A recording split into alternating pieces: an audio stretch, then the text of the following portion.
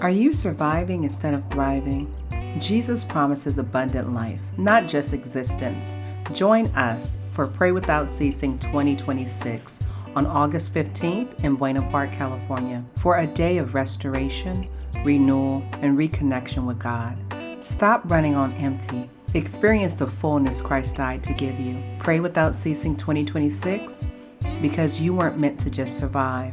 Register now at praywithoutceasingministries.com. I think it's funny that we have a natural inclination as human beings to want to seek out what our purpose is.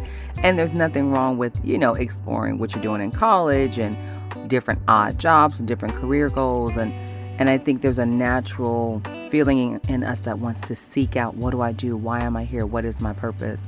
And so today, that's what we're going to dig into. What I learned in reading Ecclesiastes, we cannot pursue purpose without God. And when we try to pursue our purpose without Him, life does feel like, what am I doing? And we get to this weird place that Solomon gets at. And the reality is, if we try to pursue our purpose without God, it will feel meaningless because we're not seeking out the one who created us, who knows what He called us to do, and we're not doing things in our lives that honor Him.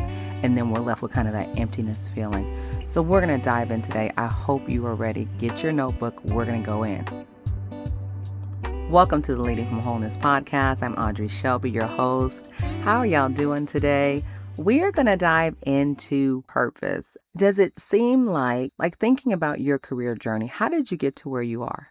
Do you feel like you're walking in your purpose, or are you walking in the dreams of your parents? Are you walking in what sounded like it was going to make good money, like maybe being an attorney, or you're in the healthcare field because people said it made good money?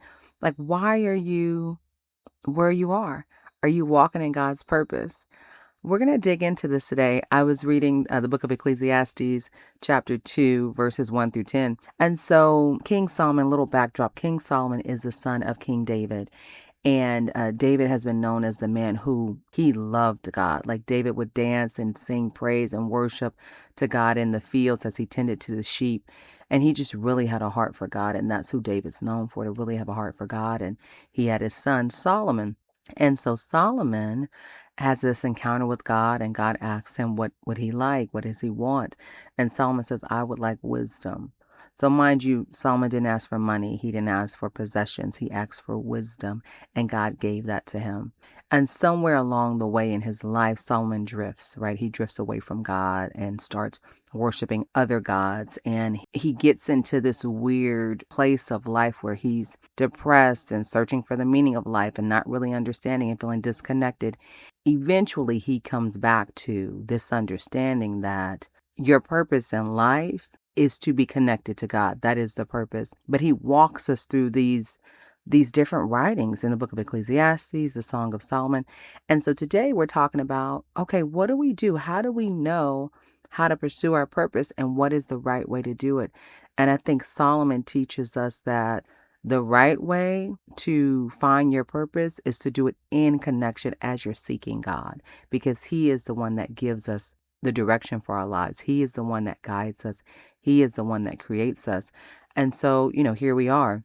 I remember there's this part in the chapter, and I'll read it in a few minutes, where Solomon is talking about he's acquiring all these things. He's getting land. He's getting homes. He's buying all of the vineyards, all these different things to try to fill the emptiness that he feels. And I remember being in my 20s, I had gone to school. Like people say, you're supposed to go to school. Went to school, finished graduate school. I had these side businesses, right? So at one point I sold Mary Kay, and really just to get extra income, but I sold Mary Kay, and they really, just some beautiful people that I met during that venture. I would go on to do financial services, which I really loved. And I did that for maybe 10 years. And this is still as a side job, right? I still have my full-time job, and I really loved educating people about their finances. And so during that time, I was saving money and paying off my debt, and I saved up enough money to buy a house. And so my father and I were going on this house search journey. It was my mom and my dad.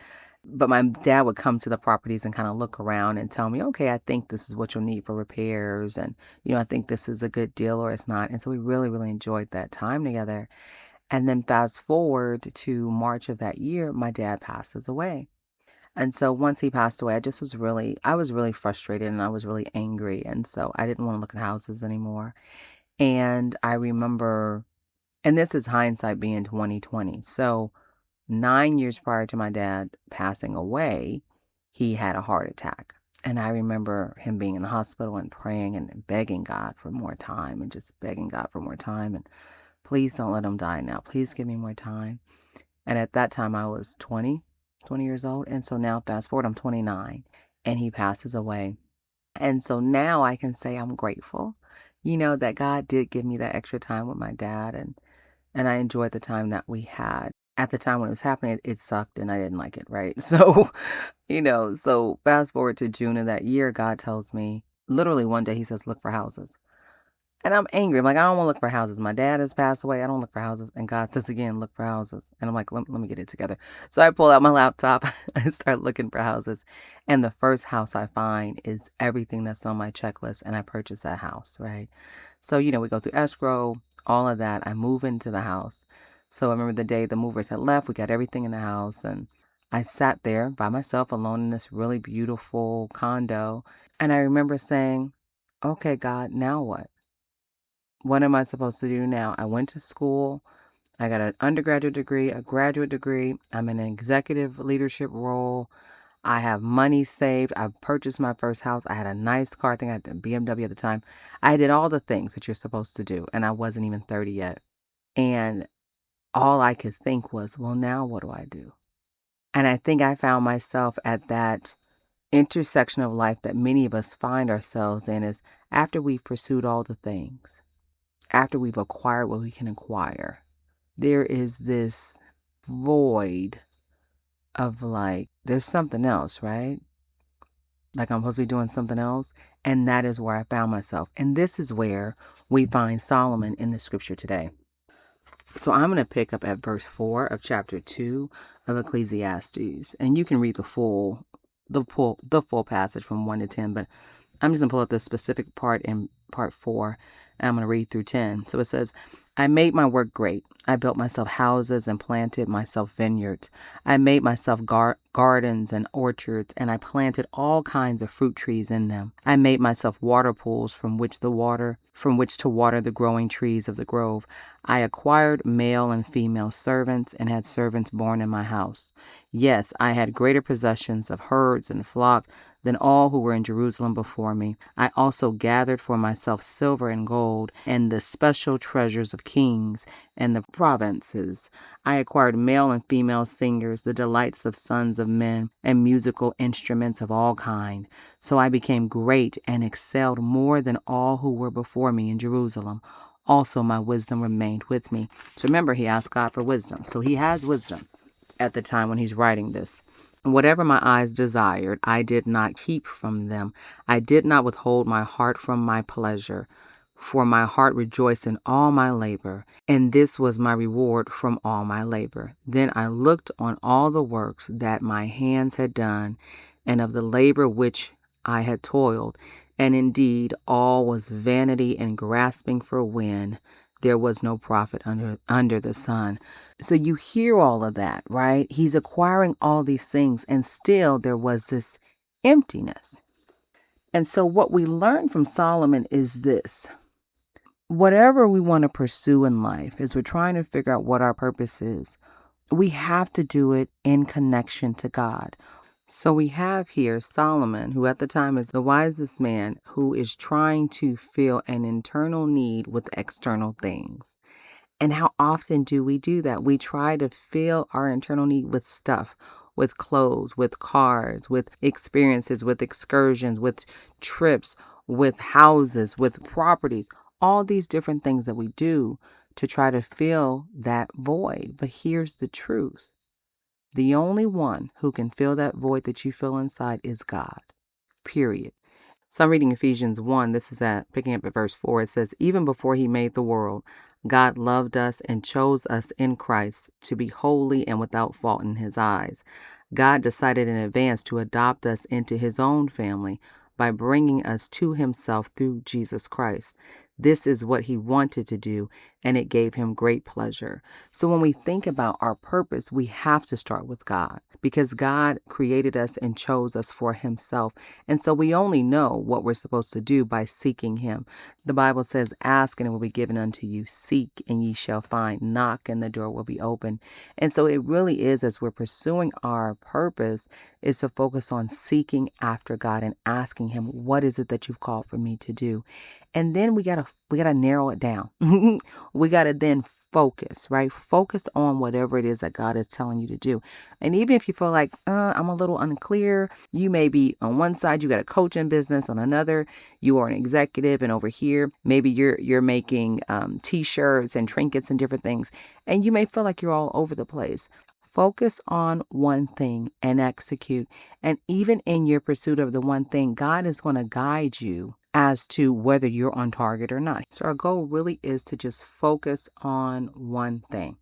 And here it is. You may feel like I'm not quite clear what I'm supposed to do, right? You may be hearing me and go, okay, Audrey, I'm listening to you. That is me. I'm a bit all over the place. Maybe you're pursuing 4 and 5 different things and nothing is really yielding a huge result. We cannot be all over the place and then expect to be successful. So we must focus. When we're all over the place, we end up losing, I think, one of our most valuable things, which is time. We lose time, money is important, but money does come back. Even when you lose money, there's opportunity to get money back. The thing you cannot get back is time. And when we're unable to focus as leaders, we lose our time and we lose energy that we just simply cannot get back. So John Maxwell gives us a checklist to help us with our decision making. And I really love what he says. It's really like, okay, how do we get focused? If you know, okay, I know I need to, not quite sure what my purpose is, but I got 4 or 5 different things going on outside of your main job.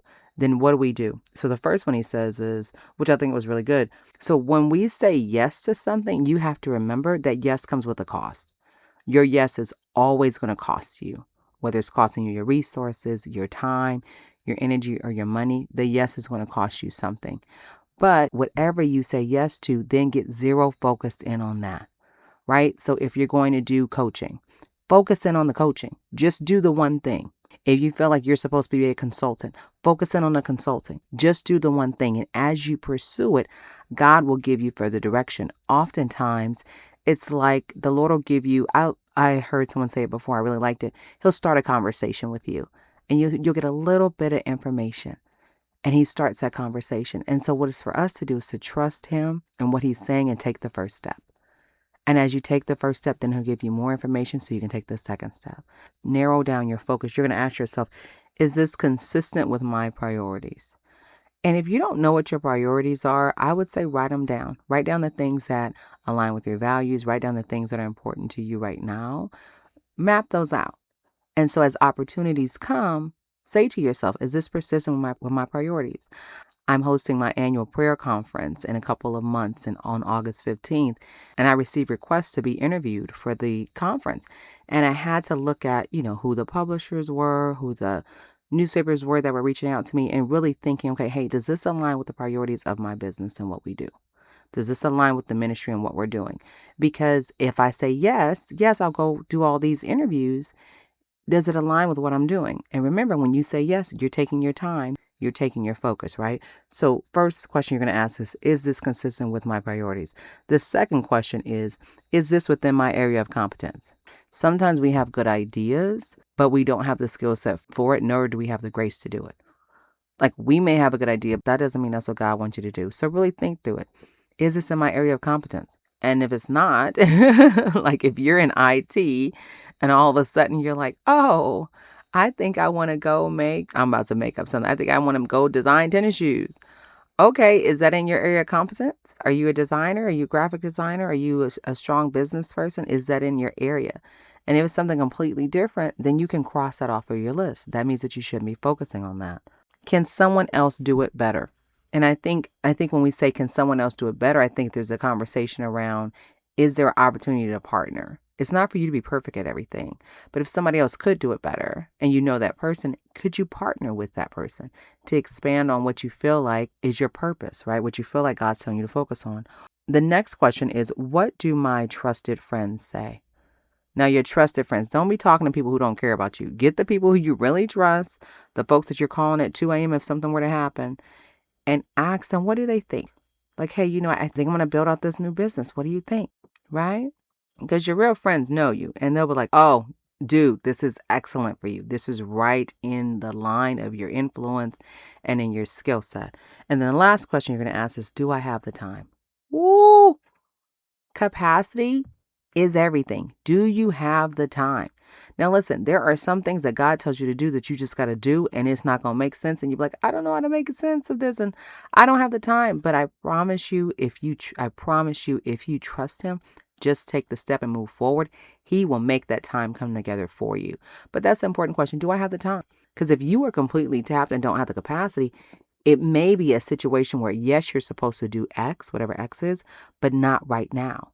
Maybe you need to clear some things out and maybe X comes next month, right? Not next year, but maybe it comes next month. What is it that you're supposed to be doing? And so once you figure out, yes, okay, this is what I'm going to focus on. I think I have a clear idea of what to focus on. Now you're going to get laser focused. So you're going to make a to-do list. Make your to-do list, write it out. The more that you can write out the details, it'll help you focus so you can understand and develop a plan. Next, you're going to set out your priorities. What are your priorities? So for example, I have a new contract coming up to write some curriculum for some partners. So my first thing is I mapped out my to-do list. I wrote out my course plan. I wrote out a timeline of when I want to get everything done, right? So these are things you want to map out so you can focus. You want to avoid clutter.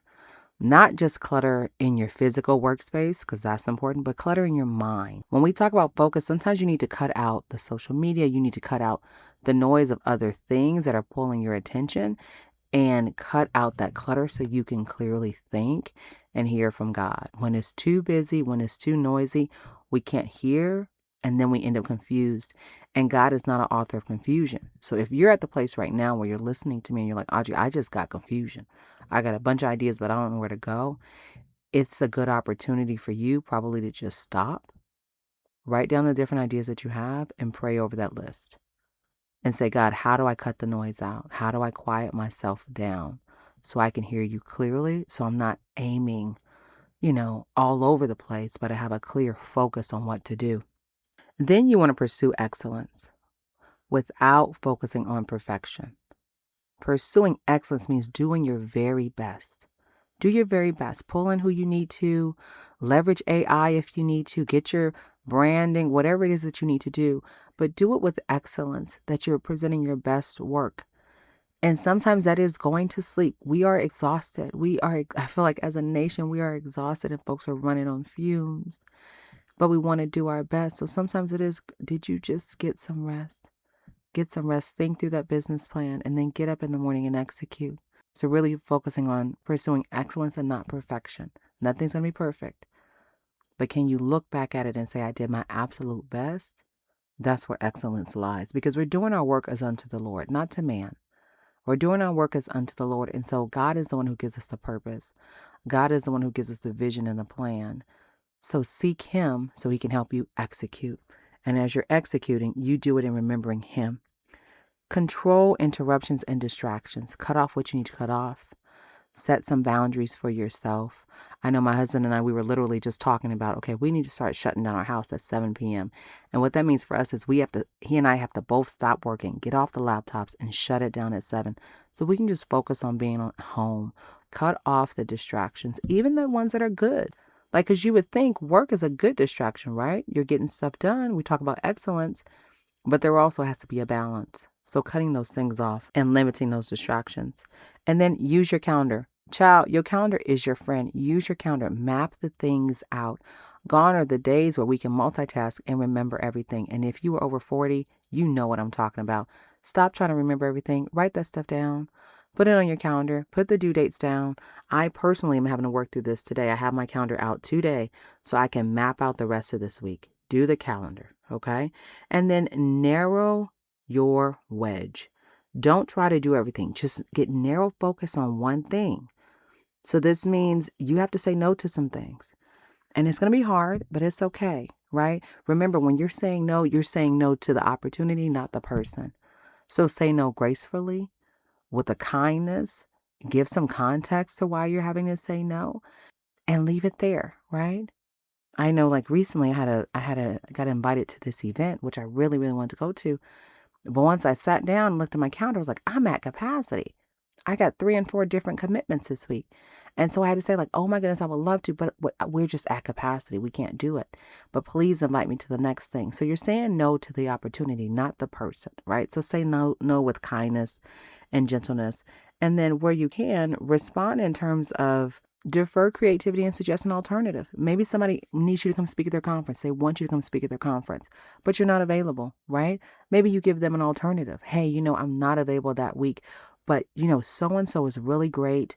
They're also in the IT space and they can speak to, innovations around AI and global impact, whatever. I'm making that up. So you also can give them an alternative of someone else they can work with. So that is our focus. We're going to get laser focused on what God has called us to do. And the way we do that, one, is to seek God first. Ask him, Lord, what is my purpose here? And here's the thing I want to say, that you have more than one purpose. You have more than one purpose. I want to say that really loudly because I think sometimes we think like, oh, I have this purpose. I'm supposed to be an attorney. Or I have this purpose. I'm supposed to be an evangelist. There's multiple things that God has given you to do. So just think about the roles that you sit in now. You're listening to me, some of your fathers, mothers, you are leaders in your church. You are leaders at your organization. You may be coaching your child's peewee softball team. So you have more than one purpose and you're pouring into those kids. Every single week, you're pouring into those kids. If I asked you, I would hear you say, yes, Audrey, God told me to go coach this peewee softball team. You're doing your purpose there, right? We have multiple purposes. So understand that there's multiple things for us to do. And God also is a God of order. And there are times and seasons for things. And so this is the time for you to get focused. If you're hearing me and you feel like, yeah, I'm all over the place, bring it to God. Ask him, Lord, what should I be focusing on right now? What have you called for me to do? And then you're going to narrow that thing down. You're going to make that checklist. You're going to use your calendar. You're going to get laser focused on your time. You're going to eliminate distractions. And you're going to have to say no to some other things so you can pursue the thing that you know that you're clearly supposed to be going after. I know this was helpful today. It really helped me. I would love to see you all on Saturday, August 15th at the Pray Without Ceasing conference. I'm going to put the link in the show notes. Come and be filled, be energized with like-minded leaders and believers. Would love for you all to join us. Listen. I'm going to be coaching soon. So look out for that. I'm going to be rolling that out in the next month or so. So just put a pin in it. But really the focus is going to be on coaching leaders who are facing interpersonal barriers. So things like communication, boundaries, spiritual depletion. So those are going to be things I'll be focusing on, helping you all with. I'll be sharing more information in another month or so, but just really wanted to share that. I'm excited for you all. I'm excited for what God is doing in your lives. I'm excited for the focus that you will have as you continue to lead and lead well. I'll see you next time. If this episode blessed you today, please share it with a friend. Tag me on social at Audrey T. Shelby. I will see you back here again soon.